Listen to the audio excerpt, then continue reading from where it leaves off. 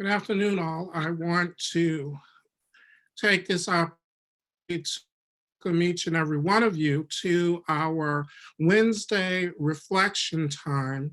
Today we'll be remembering the Trans Day of Remembrance and Resilience. I want to thank each and every one of you for taking this opportunity to walk with us on this important day of remembrance and rededication. And I also want to take this opportunity to thank each and every one of you for taking time to be with us in the midst of one of the more significant struggles in the midst of our common life in our nation and in our world. So I'll have a bit more to say on the other side of our housekeeping. I'm going to turn it over to Lisa Zook now so that she can do a bit about our housekeeping, and then I'll come back and talk a bit. And then after that, we will have our actual remembrance ceremony. But now I'm going to turn it over to Lisa Zook so that she can do our housekeeping. And again, I welcome each and every one of you. Good afternoon, friends. It's good to see so many of you here today. Welcome to this time together. Just a couple quick notes at the outset so that we can hear one another and enjoy this time together with many faces gathered. Please keep yourself on mute unless you are speaking so that we don't have a lot of background noise interrupting our speakers. That would be really helpful. And when you are speaking, remember to unmute yourself because then we can hear you. Also, if your name that appears in your little box isn't your name, if it says something like, XYZ computer or iPad, there are 3 little dots in the upper corner of your box with your picture. And if you click on that, you can change your name. And we would love to know who's actually joining us today. So I encourage you to do that if we're not already seeing your name on there. Also, remember to open up the chat window in the center, the little speech bubble in the center bottom of your Zoom screen. That opens up the chat feature on the right-hand side. You can send private messages to folks, or we can all have discussion there. Just a great way to have more engagement. I think those are all of my big announcements for managing many faces together via Zoom. So it's always good to be with you, and I will turn it back now to President Ray for some opening remarks. Thank you.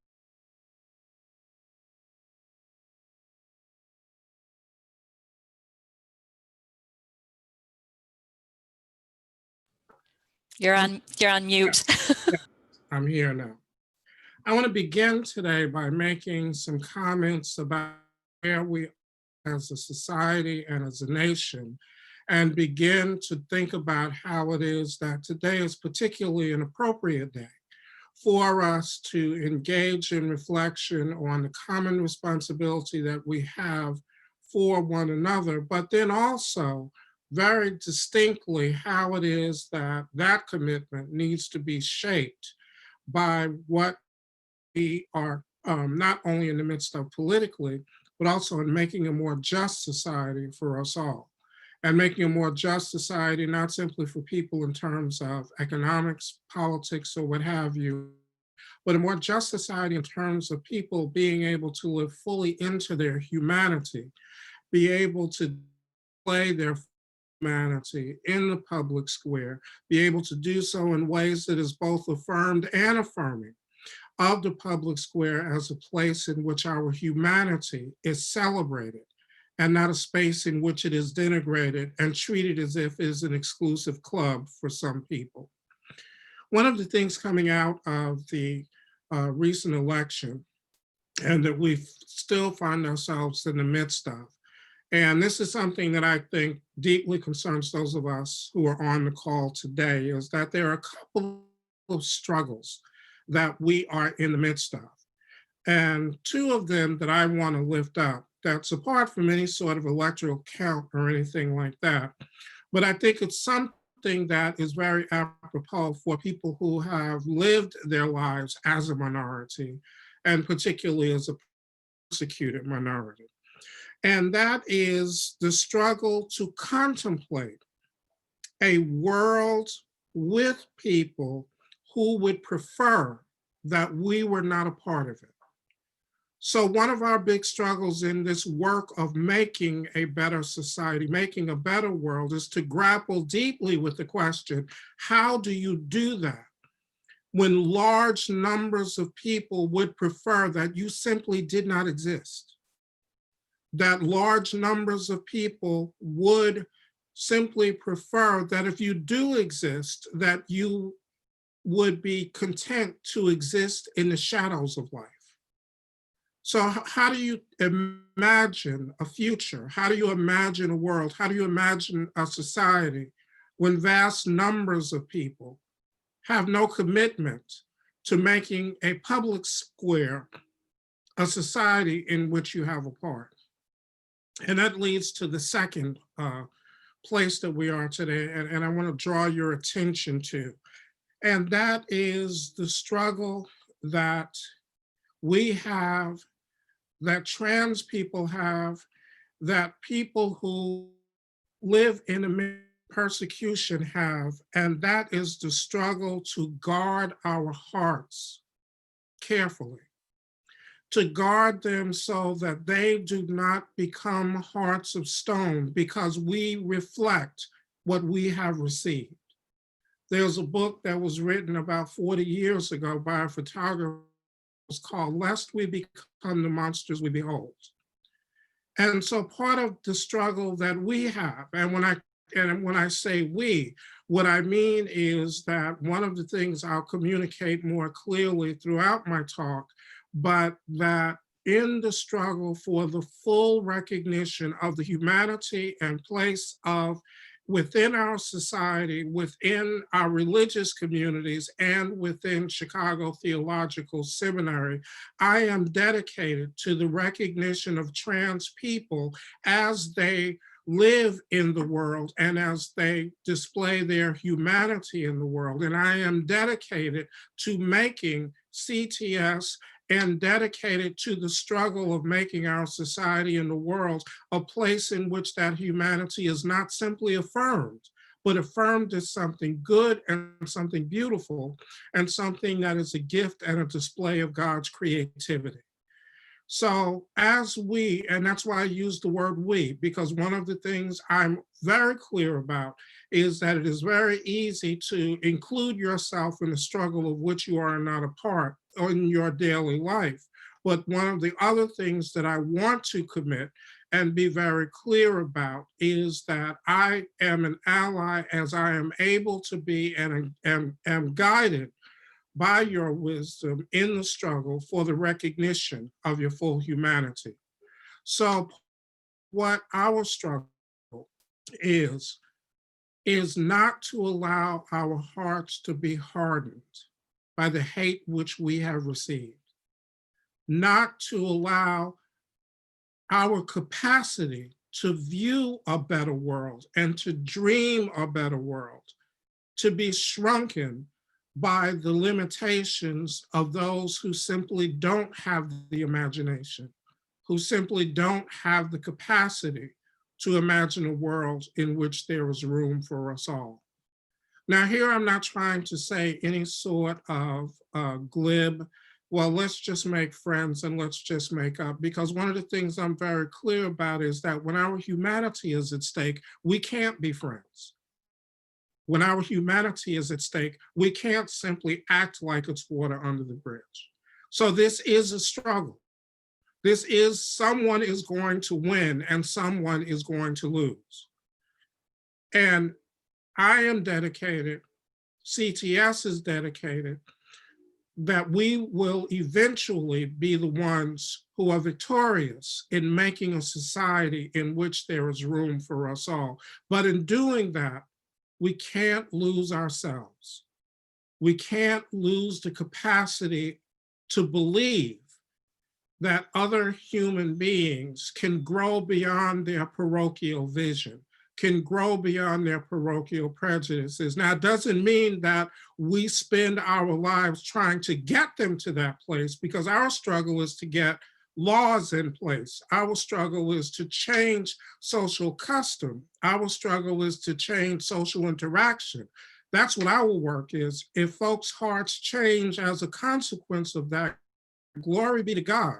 But we're not going to spend our lives simply waiting for folk to come around and see the light. So those are the two struggles, I think, that I want to lift up for us this morning, or this afternoon rather. And I want to say that it is particularly fitting that those are lifted up, because in this moment when we are at a contestation of what this society will be, what this nation will be, I can think of no more significant occasion than the Trans Day of Remembrance, because I can't think of any group of people within our society who have routinely had their humanity stripped from them when they sought to display who and what they were in the public square. So I think this is a fitting day. And so I want to begin there, because one of the things we always have to be clear about is that there are fitting occasions to draw us back into the work of building our public square to what it ought to be. And then there are simply hijacking the pain and suffering of other people to try to make a political statement. So one of the things I want to be very clear about is that this is not that.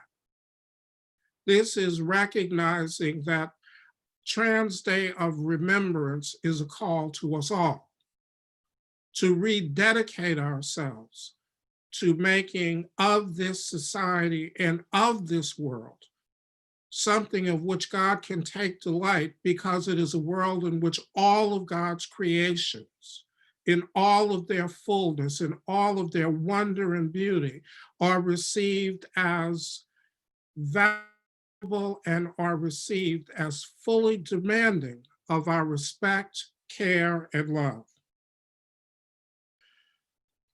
We dream of a world in which the callings of the heart as to who might find space for their particular experience and display of humanity is open, accepting, and receiving.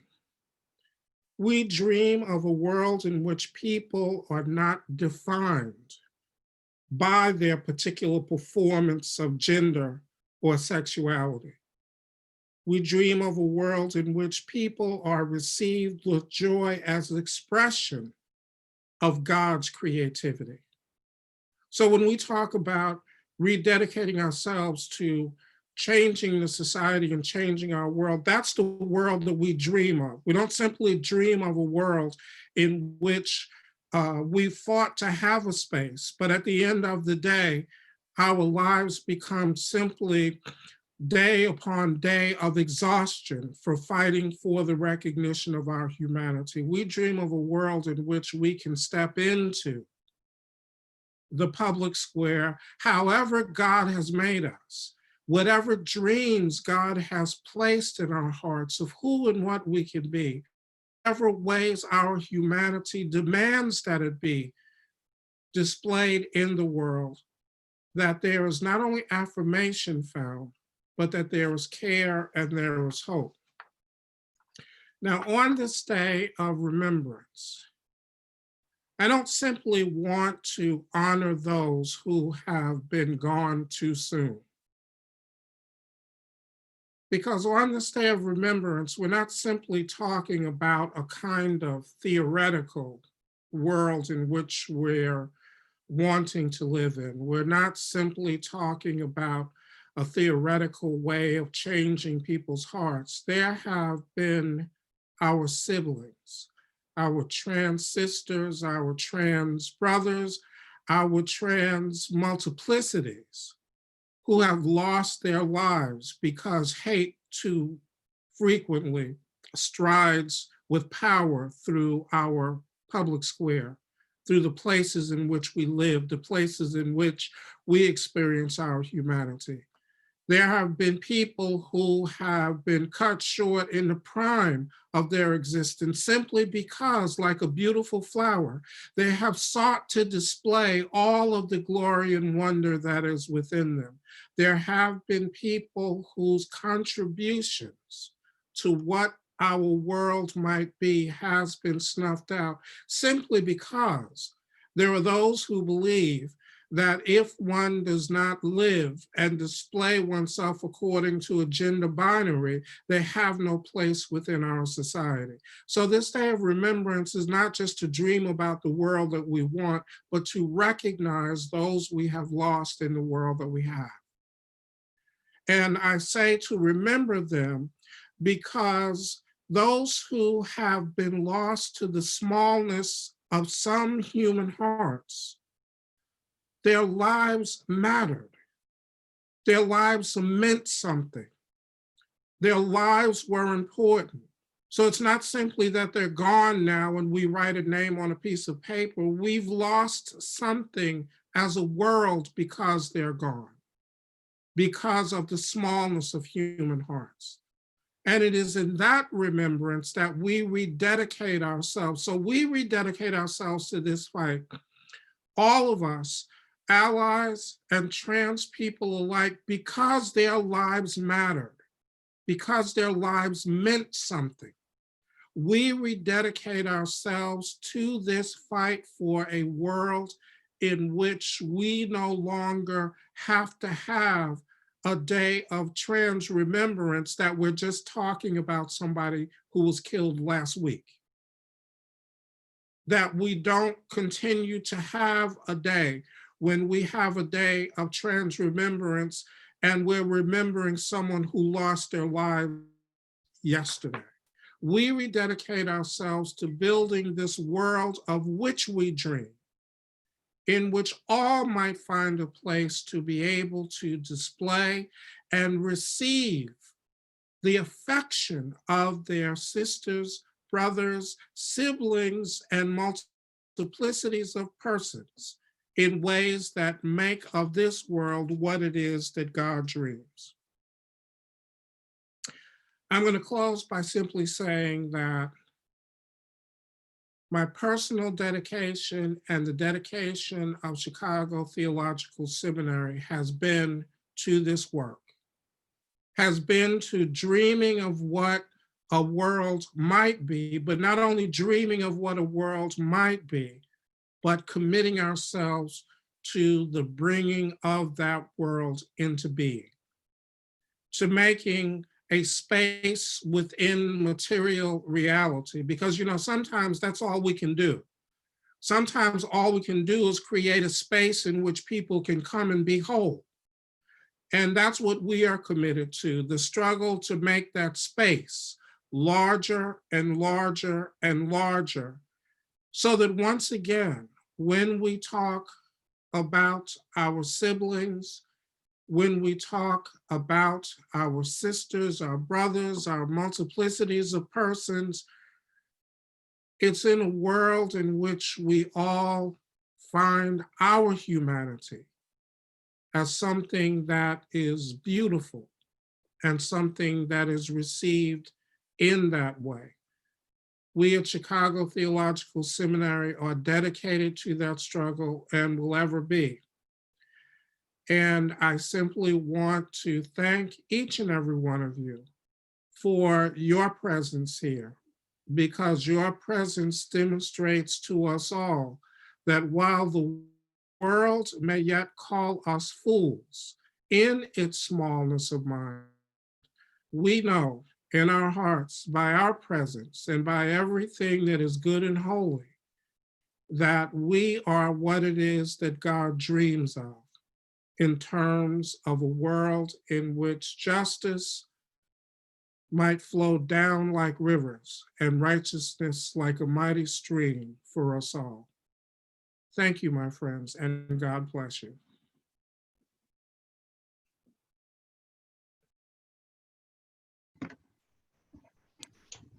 Amen.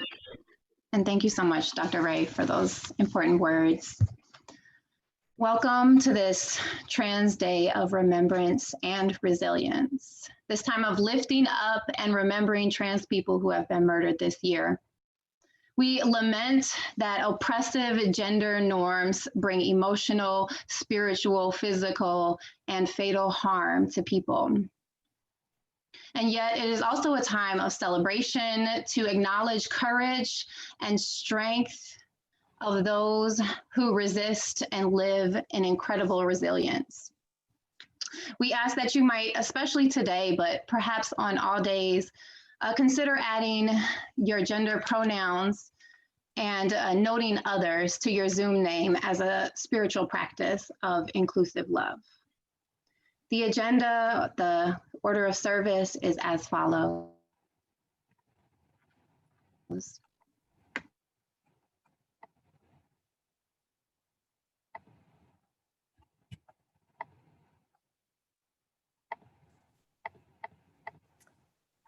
Good morning. It's an honor to invoke the presence of the sacred with you and among us. On this Trans Day of Remembrance and Resilience, in this hour, when we come with broken hearts, grieving and weary spirits, and in our bellies a fire for justice, we call on the liberating spirit that is revealed to us in the wilderness, in the burning bush, in overcoming the death of empire. We call on the spirit of power, a spirit of power that is revealed among us on the streets when we march, on the public square, on the dance floor, and on these Zoom screens. We call on a spirit of wonder that is revealed to us through our queer kin, our chosen families, through the wild diversity of life on this planet, through the infinite mystery of the cosmos. We give praise to a genderful spirit of creation who transgresses and transforms binaries and borders, who queers beginnings and endings, who dwells in the liminal space of dusk and dawn, a God transformed and transforming. We invoke this sacred being of so many names here in our prayers, in our song, in our remembering with names and candles, and in our recommitment to building a world where trans, non-binary, genderqueer people survive and thrive. Amen. Blessed be.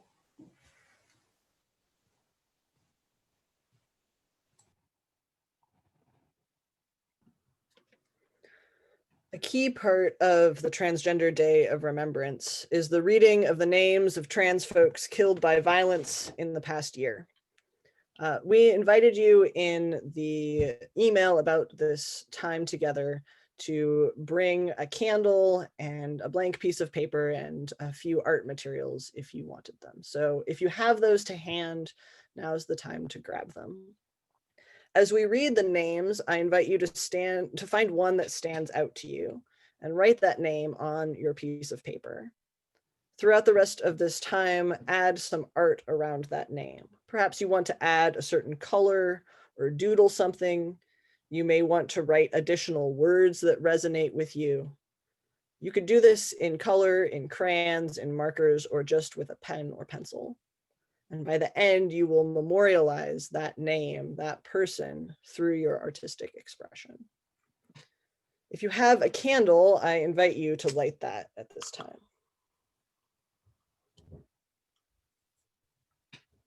as we read our names.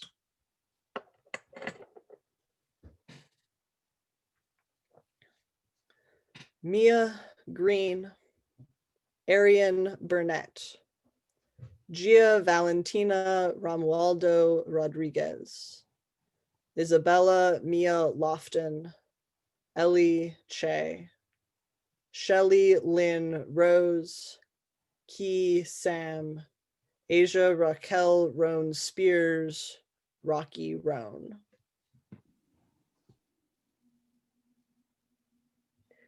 Kuisha Hardy, Tiffany Harris, Dior H. Ova, Marilyn Monroe Cazares, Angela Martinez Gomez, Summer Taylor, Bree Black, Shockey Peters, Drea McCart. Merci Mack, Tatiana Hall, Brayla Stone, Brian Powers Eagle, Dominique Remy Fels, Ria Milton, name unknown, Selena Reyes Hernandez, Tony McDade, Jane Thompson, Hella J. O'Regan, Nina Pop, Alexa Negron Luciano, Johanna Metzger, Henrietta Robinson, Ashley Moore, Lorena Borjas. Lexi Ebony Sutton, Monica Diamond, John Scott DeVore, Scotland Kelly DeVore, Camilla Maria Concepcion, Alex McCrae, Dustin Parker, Mia Penny, Yahira Nesby.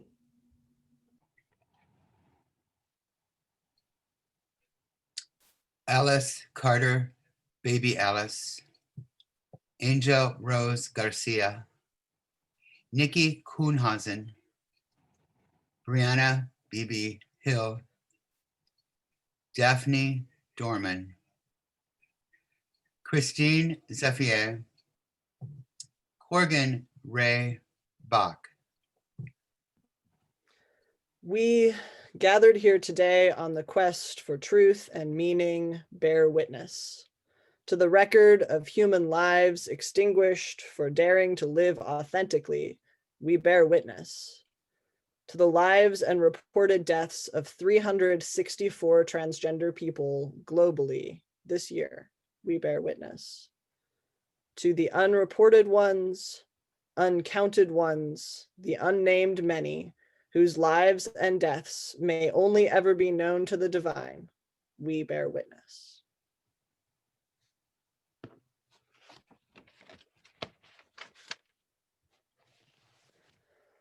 The lives of transgender people have inspired artistic expression of all kinds. This song that we are about to hear, River of Sorrow, was inspired by the trans activist Marsha P. Johnson and by her death in the Hudson River.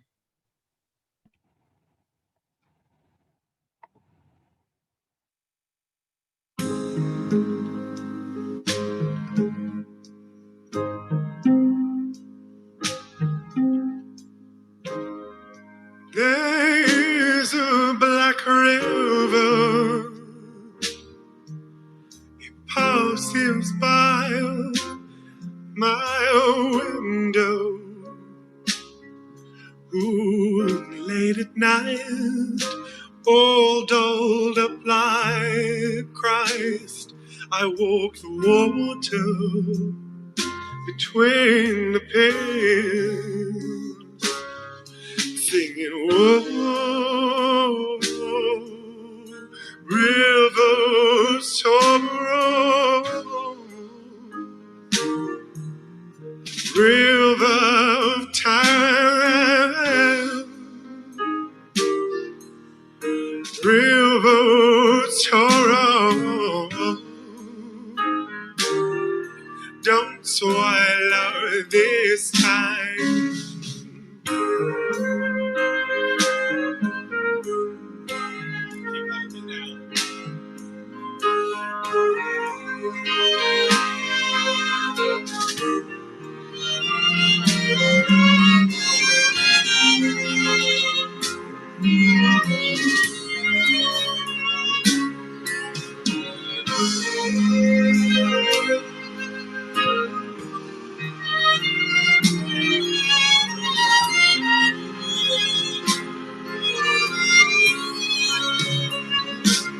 We all know the baby has expired long ago.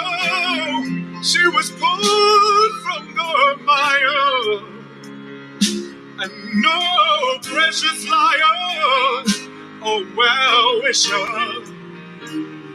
can return the love stolen.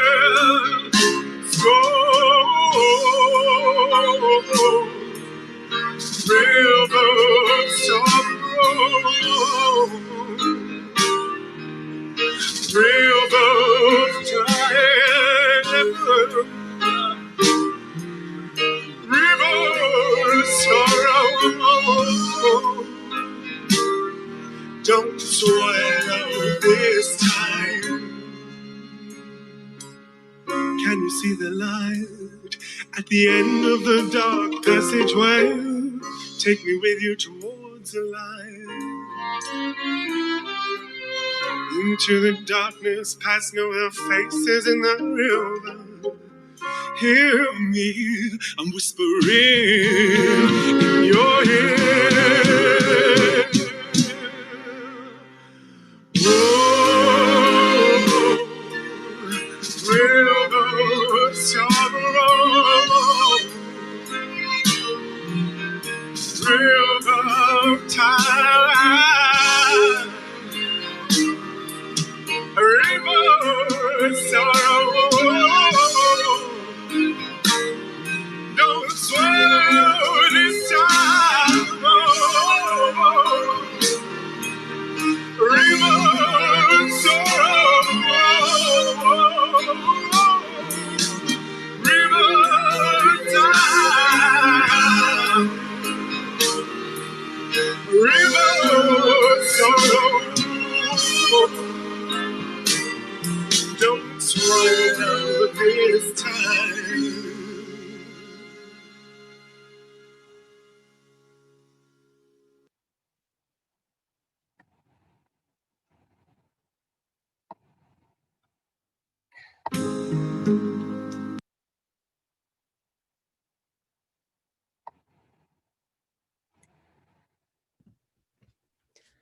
And it's not just trans lives and deaths that inspire art, but also the history of trans folks throughout our tradition. J. Mays III is a Black, queer, trans, Christian, and Muslim poet. And his poem, Josephine, the Bible on Trans People, talks about the traditions in our own religions.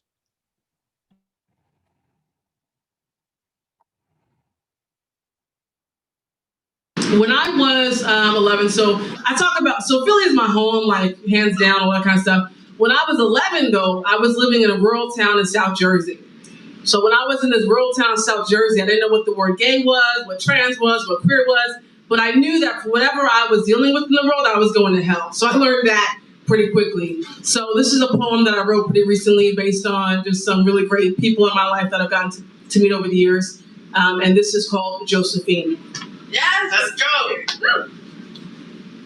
There it is. She asked if she can talk to me about Jesus at 3 a.m. on the C train because something about my queer face means clearly I'm on a path straight to hell. I've come to expect this type of reaction from strangers at least once a week since the first time I was exercised at 16, but today I've grown tired and I've decided it is my turn to proselytize. So before you do any of that, I want to know from you, have you heard the good word about Joseph of Genesis? See, Joseph Josephine, Joe of Genesis, favorite child of Jacob, aka Israel. When asked what she wanted, you desired one thing, a ketoneth passine. Pastor called this a royal coat, and Joe, I had never read the Bible before, found you and kept reading. Josephine, I got to 2 Samuel and realized your coat of many colors was a princess dress. Joseph, your father must have really loved you, because he got it for you, and you wore it with pride. Joe, when your brothers saw you in your flowing dress, in your glory, they became enraged. I am sorry for the beating you received. Sorry they destroyed your dress and smeared it with the red paint of your swollen veins. Josephine, did you know they told your father you were dead? So he never come looking for you. Never knew your brothers sold you as a slave into Egypt. And once you were stolen from your home fields, the earth dried up. Joe, the very ground on which you walked, mourned the loss of its genderqueer child, and all the plants died, and the animals no longer had the will to live. Josephine, your family nearly starved. Saw the formation of ribs where once there grew flesh and belly fat, and they, hungry and desperate, traveled into Egypt. And what must they have seen, Joe? See, in Egypt, people discovered you, not as a fad, not as trendy. They saw you in totality. You went from slave to leader over lands. There you were, Josephine, as you, as magnificent. And your family couldn't even recognize you through the glare of divinity. But you saw them, shivering in fear, waiting to hear what this regal leader might say, wondering if your spirit might see fit to grant them the grain needed to survive. And Joseph, love, broke through the darkness of resentment. And for the first time, your family saw you, as magnificent, for it was your word that saved them from starvation. Dear Joseph of Genesis, aka Josephine, aka Joe, I'm claiming your story for every queer kid told that we're unholy, for every queer told that in order to love we must let our faith die. I'm gonna put it in a pocket over my heart, next to Ruth and Naomi, next to David and Jonathan, next to Haggai and Deborah, and treat them at the last Passover with Jesus and Lazarus. Yes, I'm taking Jesus with me too, dear pastor. To you, who claims your words are from God, but whose book is pledged to King James, know what allegiances you keep. You've been lying about my people for too long. Yeah!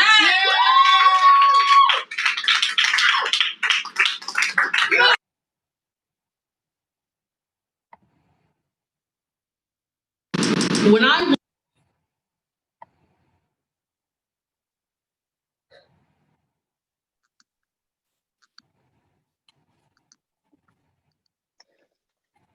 Hey y'all, my name is Renee. My pronouns are he, him, his, and I just transferred into CTS this fall. And I'm grateful to be here to share a story with y'all.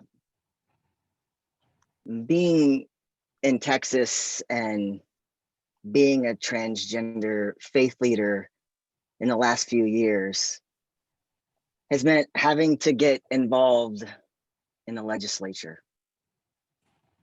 And Texas was the home to a bathroom bill a few years ago. And testifying at the Capitol before state Senate subcommittees and staying up late while waiting to testify over and over. You meet incredible people with incredible stories. And there's so much community packed into the corridors and the hallways under the dome of the Capitol. And there's a buzz of excitement in the air that's hard to explain. It's part good chaos and part traumatic, as you hear words like abomination, child abuse, and mentally ill. It's also part terror, witnessing a group of people in power who get to decide where I could and couldn't go to the bathroom. It was at one of these magical events that I met what I think was an angel. Monica Roberts was an incredible force in the world. she commanded respect and carried herself with so much grace, always.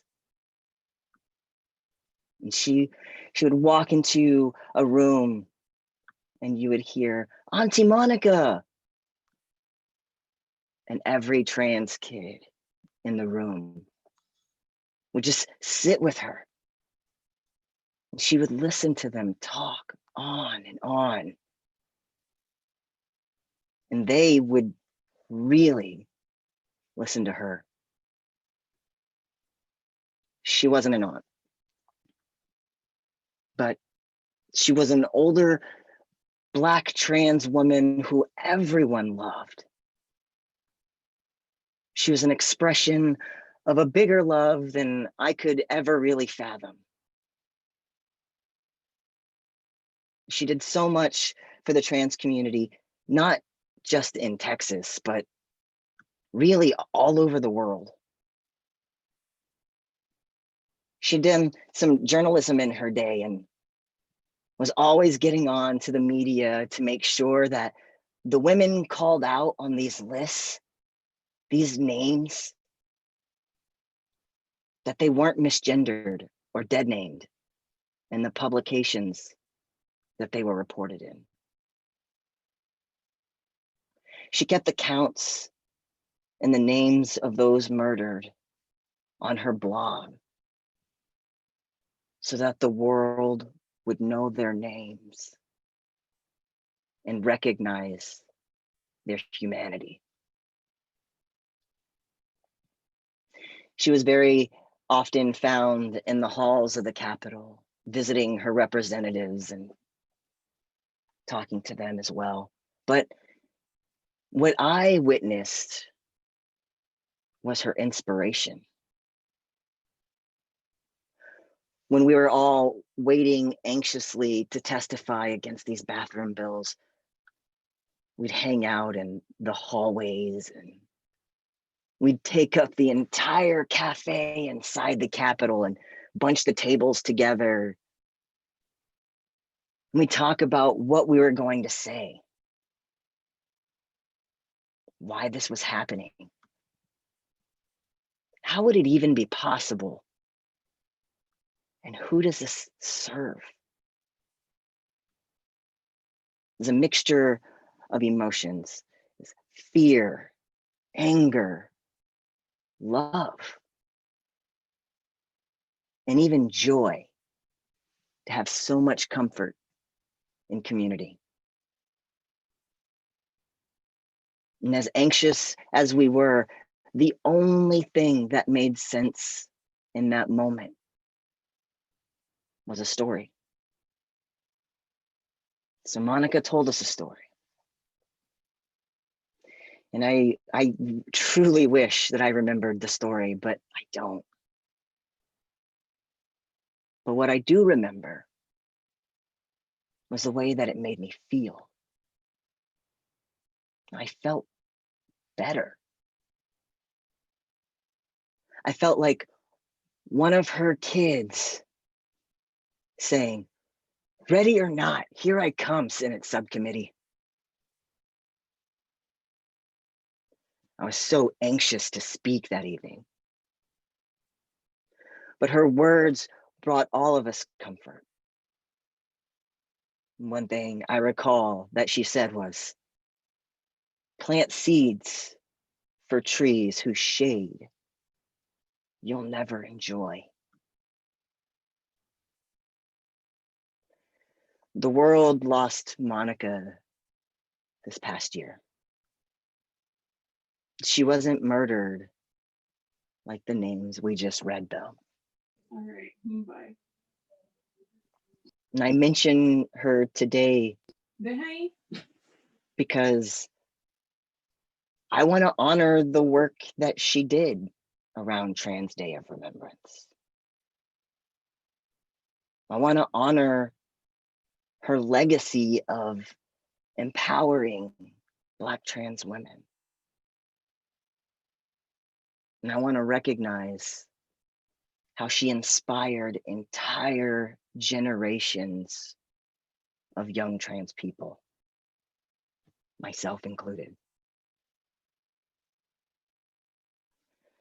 I felt like I was standing on a giant's shoulders when she was around. And we all stand on her shoulders of the justice work that she did. And she had been doing this work for longer than a lot of us have been alive. She planted so many seeds of hope for so many of us. She tended to those seeds with great care too. And I believe the responsibility is ours to be the stewards of that forest that she planted, so that others can sit in that shade. Amen.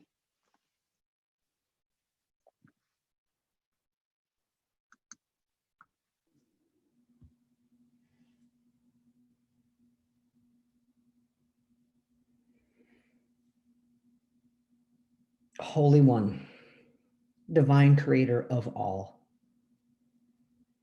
may you hear our prayers of sorrow as we lament the tragic and violent loss of some of your beloved this past year. You breathed unique and beautiful life into their souls, yet that life breath, that gift from you was stolen. God of peace, calm our anxieties and fears, that our own names or the names of dear loved ones might be added to these remembrance lists in coming years. We pray to you for protection from all forms of harm and ask for strength as we continue the work ahead towards justice, equality, and inclusivity. May you walk with us on our paths of grief, of anger and uncertainty, always guiding us towards courage and empowerment. We know in our hearts that each one of us is wonderfully and beautifully made from the beginning and all throughout our becoming. May you help us all to recognize our authentic selves, to live and embody our true expressions of your creation. May your holy presence be visible to others through our resilience as we walk this earth with confidence and purpose. Amen. Amen.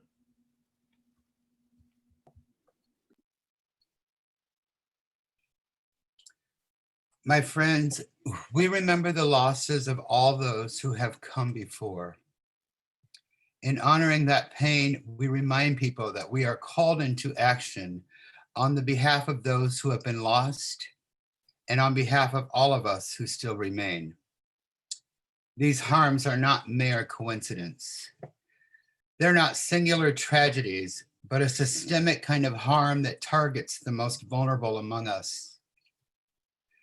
This toxic ideology presents us with a choice: to side with those who oppress, who kill, who justify these harms, or to side with the oppressed, to lift up and amplify their voices, and to make real and lasting changes in our communities. This starts with our faith, the guiding morals that help us to navigate this complicated world. Are we the kind of people who can allow such suffering in our midst and stay silent? Are we the kind of people who fail to act, who make excuses, who turn away and cross the road to avoid looking at the broken bodies of our fellow humans?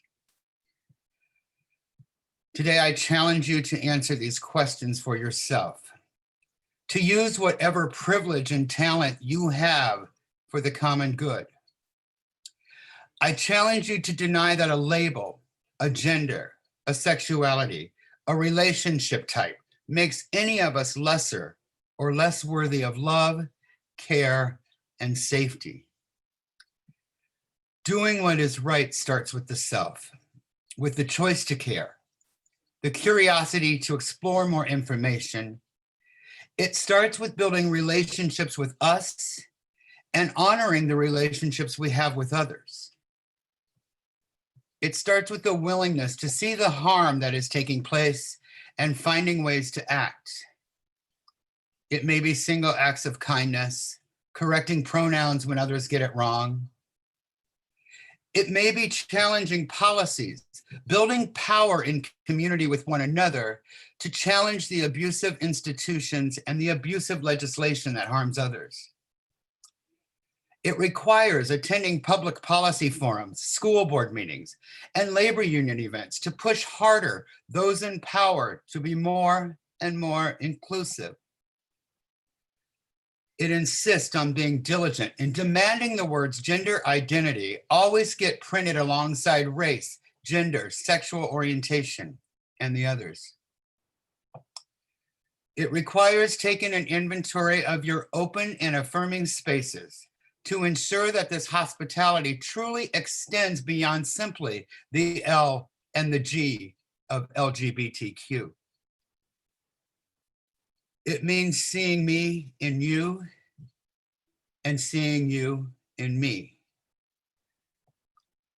Whatever you feel called into, know that these things are done in community. Our ability to change the world relies on our ability to love, to reach across lines we think divide us, and find the commonalities of humanity that make us stronger. We are stronger together. Let us choose to act together for the common good. As we embark upon a week of Thanksgiving, I invite you to hear this prayer of gratitude written by my friend Kasuma Takara of Sao Paulo, Brazil, and amended a little bit by myself.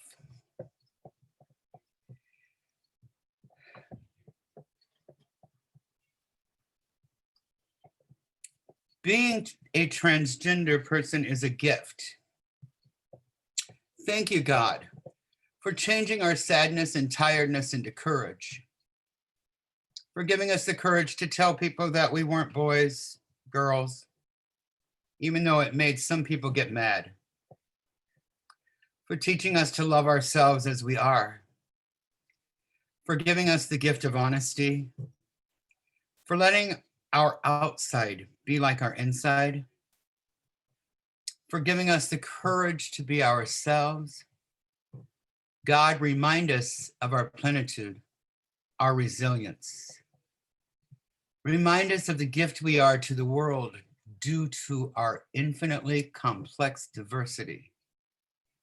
Remind us of the ancient times when transgender people were priests and shamans, when the tum-tum was more than an ancient myth, and when my Native ancestors revered our genders, because people knew we were a gift. So may it be now.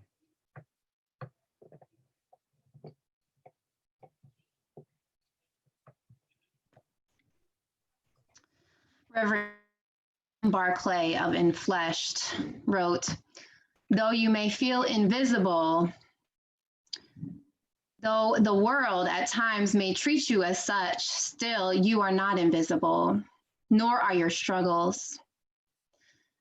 The Holy One knows you, sees you, speaks your name with love and tenderness. The Holy One delights in you and accompanies you in struggle, an ever-present source of strength and wisdom. May you sense love's affirmation of your being and becoming. May you sense the divine power in you.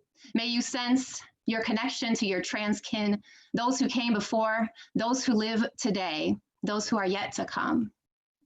There is so much sacredness among us. May you be assured above all that you and your life are precious, deserving of safety, respect, material resources, and love. We keep reminding each other and working together to make it be so." I invite all of us to join together in expressing support at this time, everyone, and especially cis folks, to acknowledge cis privilege, and commit to solidarity. I will be the first reader and Amanda will be the second reader. I invite you to read the bold text aloud with her while you're still on mute.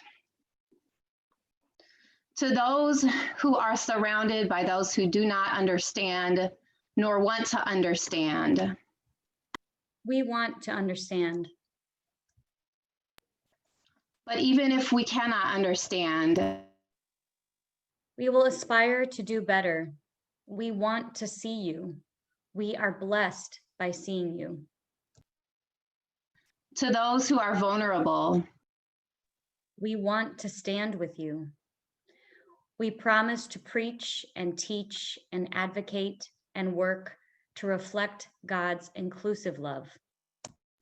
With particular attention and care to the intersections of all manner of beautiful trans folk, especially people of color, especially those who don't pass, especially those who are undocumented, those who don't have health care, and all those who are most marginalized. We commit to hiring you. We commit to speaking out when we hear transphobic comments.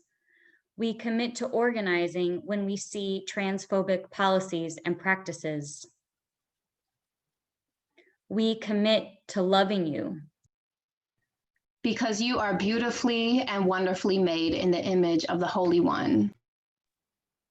We will affirm and celebrate queerness. We will listen. We will apologize. We will transform. It will be contagious, and the divine will execute justice in the land. Because we need you to be whole, and you deserve liberation. I invite you to hold up the names that you have been working on throughout this service. We make these commitments in these names.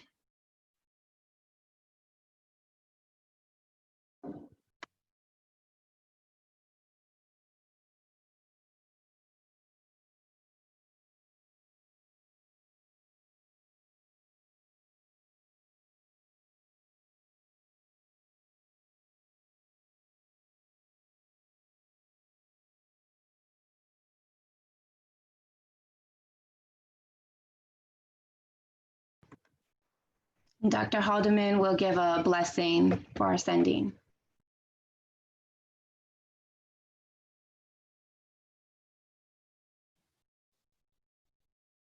Helps if you unmute yourself. I'm Scott Haldeman, he, his. I'm honored to be asked to give the charge and blessing. Thanks to all those of you who have contributed and participated in this service. The charge comes in two parts. First of all, to all trans, non-binary, and genderqueer folk. Stick together. Strengthen your networks of solidarity and mutual support. Be as safe as you can without losing one iota of your resilient courage and your fabulousness. And then to all cisgender community members and friends, and here I very much include myself, do the work. Explore so as to let go of the contours of your transphobia. Do simple things like volunteer your pronouns and invite others to share theirs with you. And do larger things like advocate for anti-discrimination policies, for homeless trans youth, for equal protection of all, especially those most at risk. And then let us bless whatever we know is holy, however the divine has been made known to us.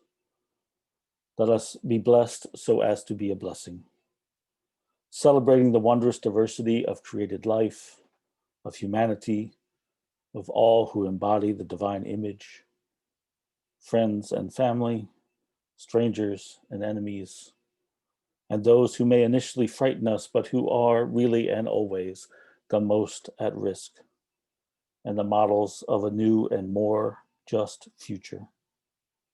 Grace and peace to you, CTS. Grace and peace.